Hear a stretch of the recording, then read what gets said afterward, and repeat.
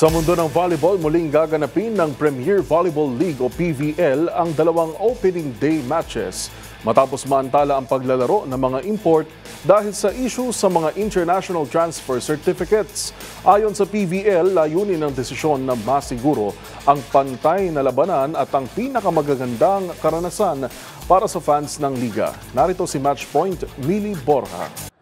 Inanunsyo ng Premier Volleyball League ang muling paglalaro ng dalawang opening day matches na ginanap noong October 7, 2025 matapos na hindi makalaro ang mga dayuhang import dahil sa issue sa mga international transfer certificates. Ayon sa PVL, ang desisyon ay ginawa sa diwa ng katarungan, pantay na labanan at upang maihatid ang pinakamagandang karanasan sa mga taga-suporta. Dagdag pa ng liga, ang pag-uulit ng mga laro ay magbibigay daan sa mga koponan na makakompetensya ng kumpleto ang kanilang line-up kasama ang mga import upang mapanatili ang antas ng kompetisyon na inaasahan ng mga manunood. Nangyari ang desisyon matapos na hindi makalaro ang mga import sa mga unang laro, kung saan natalo ang Akari laban sa Suscoffy sa 5 set at nanalo ang Chocomucho kontra Capital One sa straight sets. Tinukoy ng PVL ang Philippine National Volleyball Federation bilang sanhi ng delay matapos umanong hindi agarang lagdaan ng ITC na kailangan para makalaro ang mga dayuhang manlalaro. At dahil naisumite at nilagdaan na ng PNVF ang mga ITC noong Miyerkules ng umaga,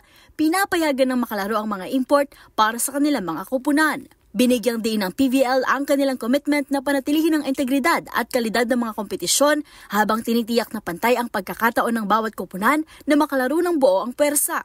Iaanunsyo ng PVL sa mga susunod na araw ang bagong schedule ng mga iuulit na laro. At yan ang mga latest updates sa mundo ng sports.